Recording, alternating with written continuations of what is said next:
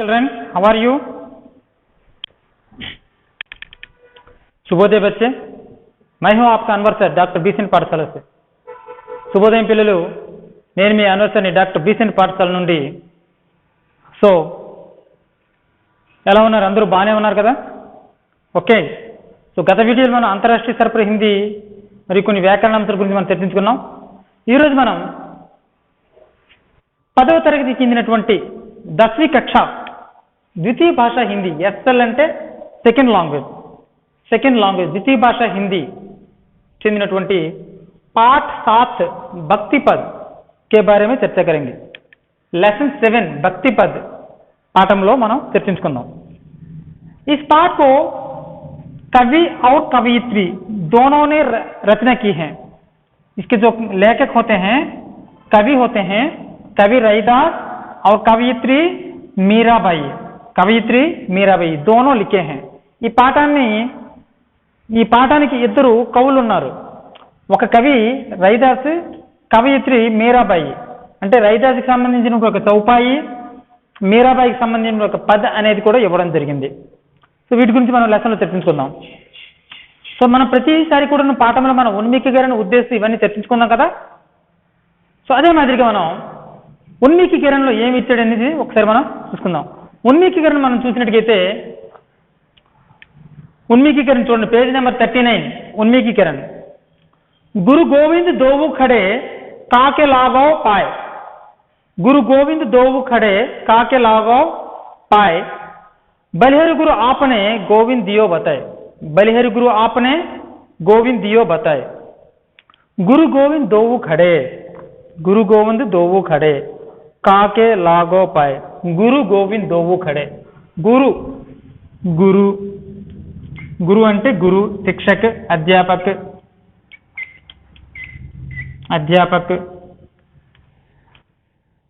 गुरु, विद्या प्रदान करने वाला विद्या प्रदान करने वाला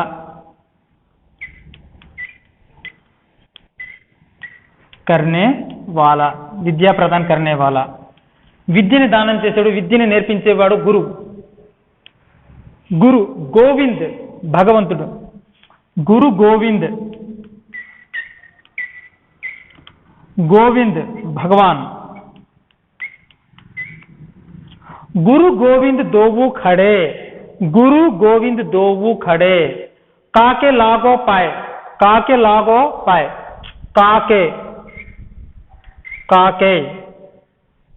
काके అంటే किसे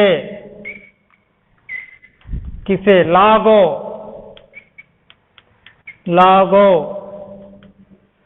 करना, पाए प्रणाम లేదా పాయ్ అంటే పైర్ చూనా, పాదాభివందనం చేయడం పాయ్ అంటే। बलिहरि गुरु आपने गोविंद दियो बताए। बलिहरि गुरु आपने गोविंद दियो बताए। बलिहरि त्याग से, प्रेम से। बलिहरि प्रेम से। बलिहरि गुरु आपने गोविंद दियो बताए। गोविंद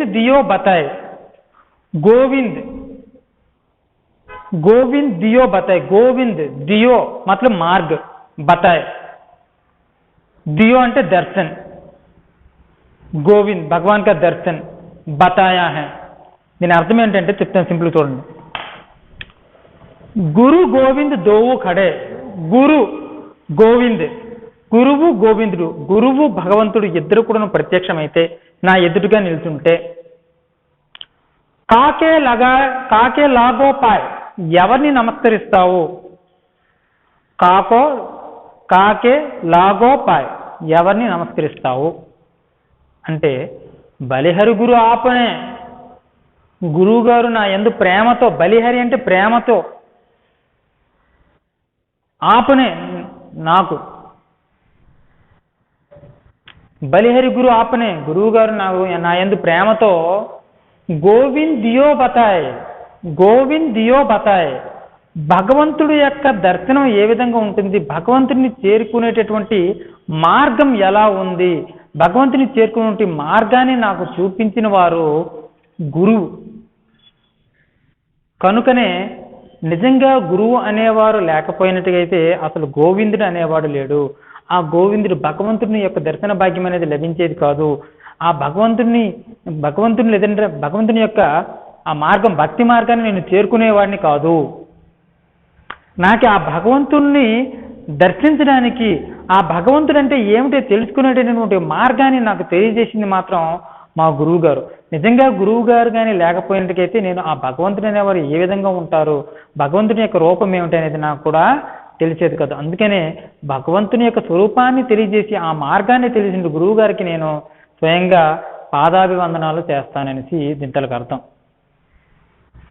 గురు గోవింద్ దోవు ఖడే కాకో లాగో పాయ్ బరేహరు గురు ఆపనే గోవింద్ దియో బతాయ్. గురువు గోవిందుడు ఎదురు ప్రత్యక్షమైతే ఎవరిని నమస్కరిస్తావు అంటే నేను సాక్షాత్తు నా గురువు గారిని నేను నమస్కరిస్తాను. ఎందుకంటే గురువు గారు ఆ భగవంతుడి యొక్క భక్తి మార్గాన్ని, ఆ భగవంతుడి యొక్క సత్య మార్గాన్ని, భగవంతుని యొక్క మనం ఏ విధంగా దర్శించుకోవాలి, అతని యొక్క రూపం ఏమిటి, ఆ సత్యమైనటువంటి మార్గం ఏమిటి అనేది తెలియజేసింది నాకు గురువు గారు. కనుక గురువు గారు కానీ లేకపోయినట్టుకైతే నేను భగవంతుని యొక్క దర్శన భాగం నాకు తెలిసేది కాదు, ఆ జ్ఞాన మార్గం నాకు తెలిసేది కాదు, ఆ భక్తి మార్గం నాకు తెలిసేది కాదు. అందుకే నేను గురువు గారికి ముందు స్వయంగా నేను పాదాభివందనం చేస్తానని దీంట్లోకి అర్థం. నెక్స్ట్ ఒకసారి చూడండి. भगवत भक्ति का ज्ञान कौन देता है, भगवत भक्ति का ज्ञान कौन देता है, भगवत भक्ति का ज्ञान कौन देता है, भगवत भक्ति का ज्ञान कौन देता है. భగవంతుడు లేదా భగవద్భక్తి అనేటువంటి జ్ఞానాన్ని ఎవరు ప్రసాదిస్తారు? భగవద్భక్తి కా జ్ఞాన్ హమే గురువు దేతా హై. భగవద్భక్తి, భగవంతుని యొక్క జ్ఞానము, భక్తి మార్గం యొక్క జ్ఞానాన్ని మనకి ఎవరు ప్రసాదిస్తారంటే గురువు మాత్రమే. నెక్స్ట్, गुरु को किससे श्रेष्ठ बताया गया है, क्यों? गुरु को किससे श्रेष्ठ बताया गया है, क्यों? गुरु को भगवान से भी श्रेष्ठ बताया गया है.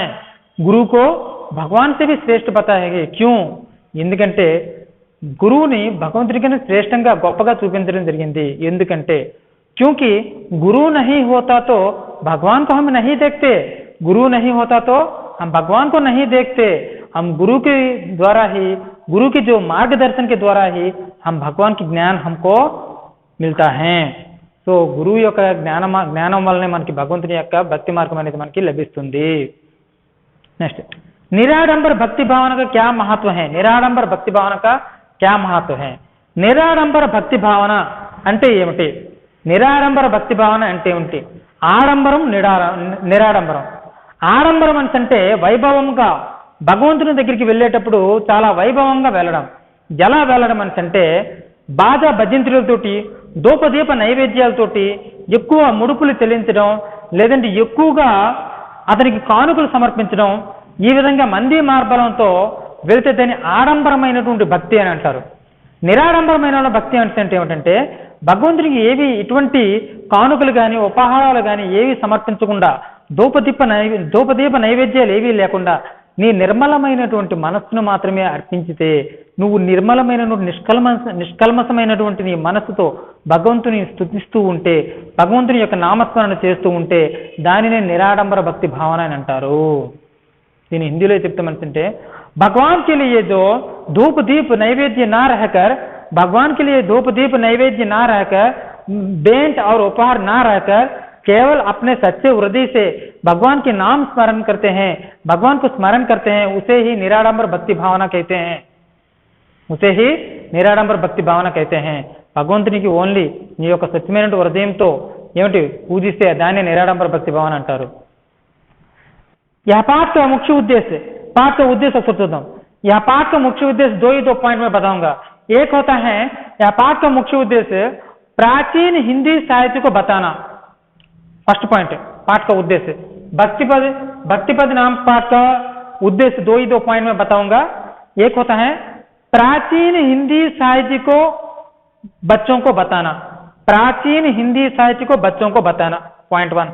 सेकेंड पॉइंट, दोहा और चौपाई,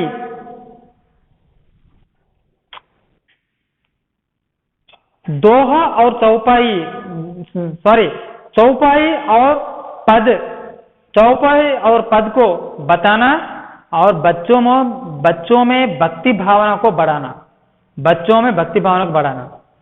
2 पॉइंट मैं बताता हूं फिर से। एक प्राचीन हिंदी साहित्य को बताना, दूसरा होता है बच्चों को चौपाई और पद के बारे में बताना और भक्ति भावना को बच्चों में जगाना। ప్రాచీన హిందీ సాహిత్యాన్ని తెలియజేయడం, రెండో పాయింట్ ఏంటంటే పిల్లల్లోని భక్తి భావనను నెలకొల్పడం, పిల్లల్లో భక్తి భావనను నెలకొల్పడం ఈ పాఠం యొక్క ముఖ్య ఉద్దేశం. ఓకే, నెక్స్ట్ విద్యా విషయకి వెళ్దాం. అలాగే ప్రాచీన హిందీ సాహిత్యం అంటే ఏమిటో ఒకసారి చెప్తాను నేను మీకు. ప్రాచీన హిందీ సాహిత్యం, ప్రాచీన హిందీ సాహిత్యం అంటే మరి ఉద్దేశం, పాఠం తలకు ఉద్దేశం చెప్పాలి కదా. ప్రాచీన హిందీ సాహిత్యం అంటే ప్రాచీన హిందీ సాహిత్యాన్ని 4 కాలాలుగా విభజించారు. 4 కాలాలుగా విభజించారు.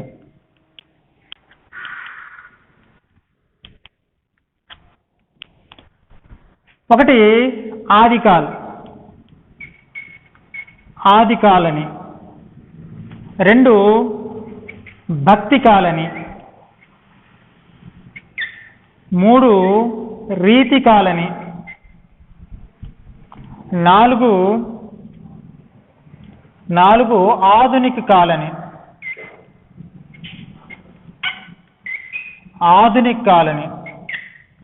ఆదికాలు, భక్తికాలు, రీతికాలు, ఆధునికాలు. ఇది 75 వరకు. ఇది 1375 నుండి 1700 వరకు. ఇది 1700 నుండి 1900 వరకు. ఇది 1900 వరకు, 1900 టు ఇప్పటి వరకు. ఆదికాలు, భక్తికాలు, రీతికాలు, ఆధునికాలు. ఆదికాలు, భక్తికాలు, రీతికాలు, ఆధునికాలని హిందీ సాహిత్యాన్ని 4 కాలాలుగా విభజించారు. అయితే మనకు కావాల్సింది భక్తికాలు. ఈ భక్తికాలకు చెందినటువంటి కవులు ఈ రైదాస్ మరియు మీరాబాయి. భక్తికాలకు చెందినటువంటి కవులు రైదాస్, మీరాబాయి. ఈ భక్తికాలు 1375 నుంచి 1700 సంవత్సరం వరకు దీన్ని భక్తికాలని కొన్ని శాఖలుగా విభజించారు, బ్రాంచెస్గా. ఏమిటా బ్రాంచెస్ అంటే భక్తికాలని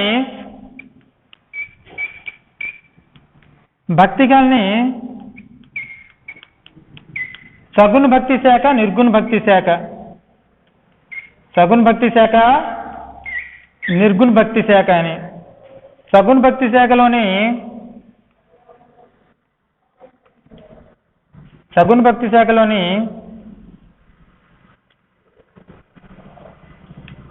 రామ్ భక్తి శాఖ, కృష్ణ భక్తి శాఖ. నిర్గుణ భక్తి శాఖలోని జ్ఞాన మార్గ శాఖ, ప్రేమ మార్గ శాఖ. భక్తికాలని 2 ఉపవిభాగాలుగా విభజించారు, సగుణ భక్తి శాఖ, నిర్గుణ భక్తి శాఖ. మళ్ళీ సగుణ భక్తి శాఖని రామభక్తి శాఖ, కృష్ణ భక్తి శాఖ. నిర్గుణ భక్తి శాఖ అంటే జ్ఞాన మార్గ శాఖ, ప్రేమ మార్గ శాఖ అని విభజించారు. ఇవన్నీ మీకు ఎగ్జామ్ పాయింట్ వ్యూలో అవసరం లేదు, జస్ట్ తెలుసుకోవడం మాత్రమే. ఓకేనా? ఓకే,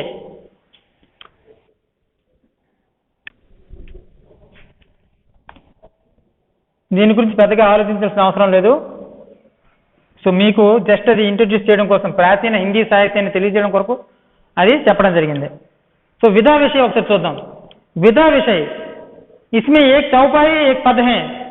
चौपाई मातृका समचंद है. चौपाई और पद विशेष लय और ताल से गाए जाते हैं जो बच्चों को रागात्मक मन को छू लेते हैं.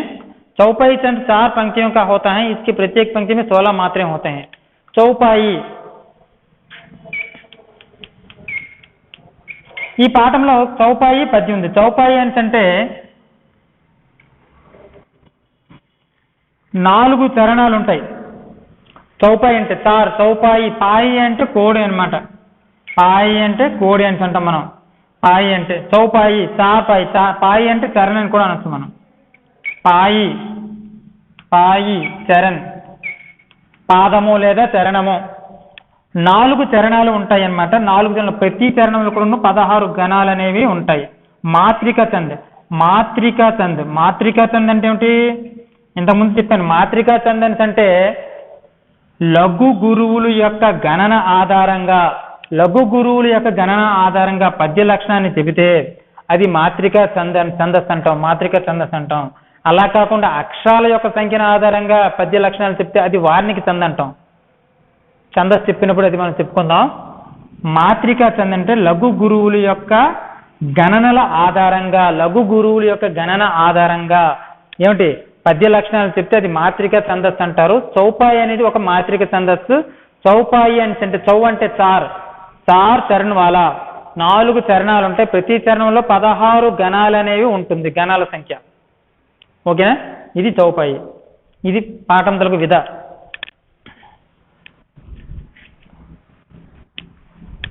ఒకసారి విధా విషయం చూద్దాం. प्राचीन काल से ही भगवत स्मरण भगवत भक्ति को महत्व दिया गया है. ప్రాచీన కాలం నుంచి కూడాను భగవంతుని స్మరించడము మరియు భగవద్భక్తికి ఎక్కువ ప్రాధాన్యత ఇవ్వడం జరిగింది. भगवान के नाम रूपी नाव से ही संसार रूपी सागर से तर सकते हैं. भगवान के नाम रूपी नाव से, భగవంతుడు అనేటటువంటి నావ ఏదైతే ఉందో దాని ద్వారానే ఈ సంసార్ అంటే ప్రపంచం అనేటటువంటి సముద్రాన్ని तर सकते हैं, మనం దాటగలము. इसकी सही राह का मार्गदर्शन गुरु के द्वारा होता है. దీనికి సరైనటువంటి మార్గదర్శనం అనేది గురువు ద్వారా మాత్రమే జరుగుతుంది. ऐसी ही भक्ति संबंधी रैदास की चौपाइयां और मीराबाई के पद हम इस पाठ के अंतर्गत पढ़ेंगे. ఇలాంటి భక్తి సంబంధమైనటువంటి రైదాస్ యొక్క చౌపాయి మరియు మీరాబాయి యొక్క పద్ అనేది మనం ఈ పాఠంలో నేర్చుకుంటాము. ఒకసారి కవి పరిస్థితి చూద్దాం.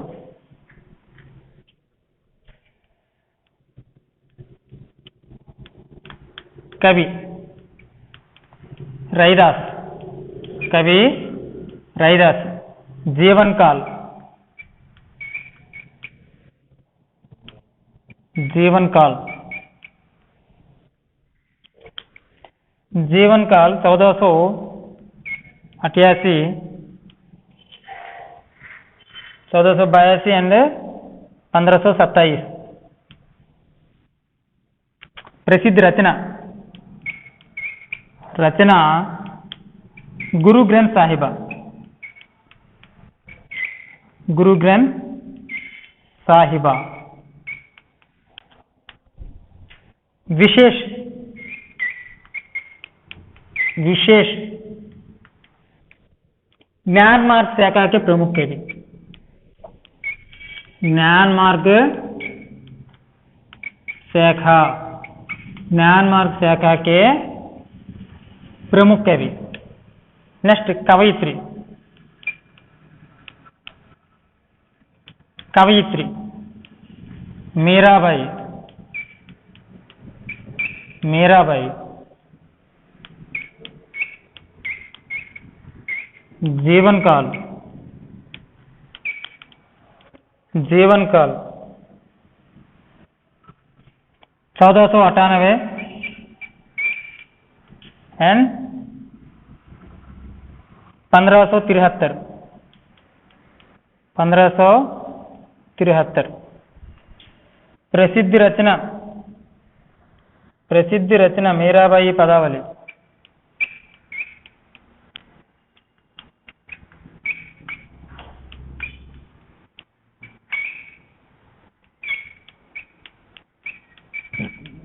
मीराबाई पदावली. विशेषता, विशेषता कृष्णोपासक कवियों में श्रेष्ठ, कृष्णोपासक, कृष्णोपासक कवियों, कृष्णोपासक कवियों में श्रेष्ठ कृष्णोपासक कवियों में श्रेष्ठ, माधुर्य भाव में पटु, माधुर्य भाव में पटु। भक्तिपद नामक इस पाठ को कवि रैदास ने चौपाई की रचना किया है। जीवन काल 1482 और 1527। प्रसिद्ध रचना गुरु ग्रंथ साहिबा ज्ञान मार्ग शाखा के प्रमुख कवि। कवियत्री मीराबाई, जीवन काल 1498 1573 और प्रसिद्ध रचना मीराबाई पदावली। विशेषता प्रेम, कृष्ण भक्ति, कृष्णोपासक कवियों में श्रेष्ठ, माधुर्य भावना में पटु, माधुर्य भावना प्रदर्शन करने में पटु।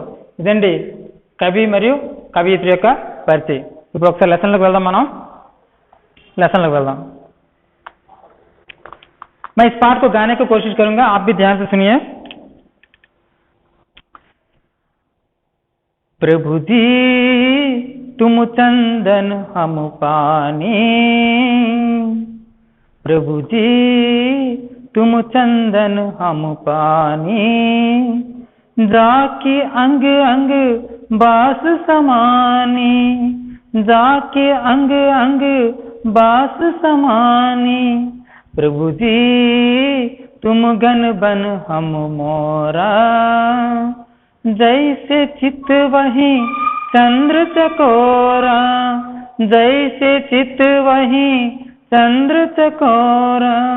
प्रभु जी तुम मोती हम धागा, जैसे सो नहीं मिलत सुहागा, जैसे सो नहीं मिलत सुहागा. प्रभु जी तुम स्वामी हम दासा, ऐसे भक्ति कर रही दासा, ऐसे भक्ति कर रही दासा. प्रभु जी तुम स्वामी हम दासा, ऐसे भक्ति कर रही दासा. प्रभु जी तुम चंदन हम पानी. ఇది చౌపాయి. నెక్స్ట్ మీరాబాయి తరపు పది ఇంకొక స్టైల్లో పాడాలి. पायो जी मैं तो राम रतन धन पायो, पायो जी मैं तो राम रतन धन पायो, वस्तु अमोलक दी मेरे सतगुरु, वस्तु अमोलक दी मेरे सतगुरु, कृपा कर अपनायो. पायो जी मैं तो राम रतन धन पायो, जन्म जन्म की पूंजी पाई, जन्म जन्म की पूंजी पाई, जग में सभी खोवायो.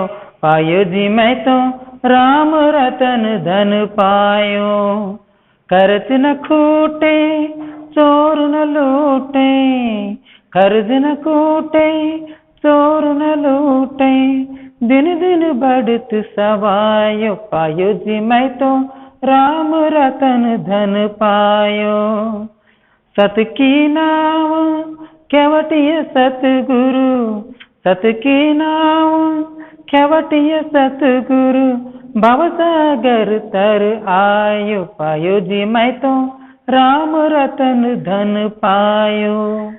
मीरा के प्रभु गिरधर नागर, मीरा के प्रभु गिरधर नागर, हरक हरक यस गायो. पायो जी मैं तो राम रतन धन पायो, पायो जी मैं तो राम रतन धन पायो.